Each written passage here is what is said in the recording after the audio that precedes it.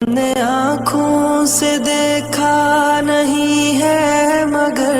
ہم نے آنکھوں سے دیکھا نہیں ہے مگر ان کی تصویر سینے میں موجود ہے، جس نے لا کر کلام الہی دیا، جس نے لا کر کلام الہی دیا، وہ محمد مدینے میں موجود ہے۔ پھول کھلتے ہیں پڑھ پڑھ کے صلی علی، پھول کھلتے ہیں پڑھ پڑھ کے صلی علی، جھوم کر کہہ رہی ہے یہ باد صبا،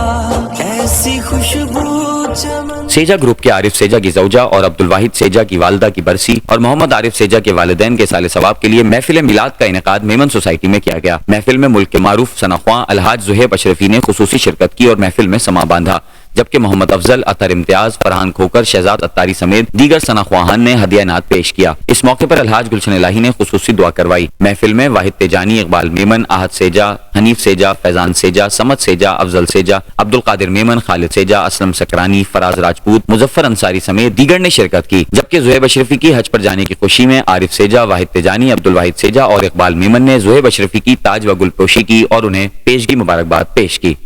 واحد سیجا صاحب نے اپنی والدہ کے اصال ثواب کے لیے آج مریم مسجد میں اصال ثواب کے لیے محفل نعت کا اہتمام کیا تھا، جس میں ہمارے ملک کے مایہ ناز ثناءخواں زہیب اشرفی میں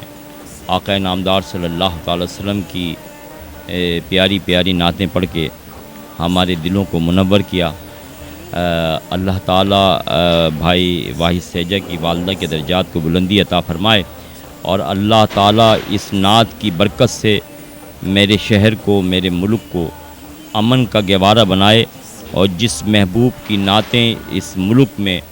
کثرت سے پڑھی جاتی ہیں، اللہ تعالیٰ ان کے نظام سے اس وطن کو منور کر دے، اور جلد سے جلد اس ملک کو ہر قسم کے بحران سے نجات عطا فرمائے۔ میں اس نعت کی محفل کے حوالے سے پوری پاکستانی عوام کو، امت محمدی سے درخواست کرتا ہوں کہ آج اس بات کی ضرورت ہے کہ ہم دل سے اللہ کی بارگاہ میں اس کے محبوب کا وسیلہ دے کر دعا کریں کہ اللہ ہمارے پاکستان کو سود کی لعنت سے نجات عطا فرمائے، اور جس نیک مقصد کے لیے اس وطن کو بنایا گیا تھا، اور اس ملک میں رہنے والے عشاقان مصطفیٰ ہیں،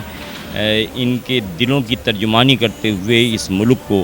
اللہ نظام مصطفیٰ کے نور سے اور قرآن کے دستور کی روشنی سے اللہ مالا مال فرما دے۔ وآخر دعوانا الحمدللہ رب العالمین۔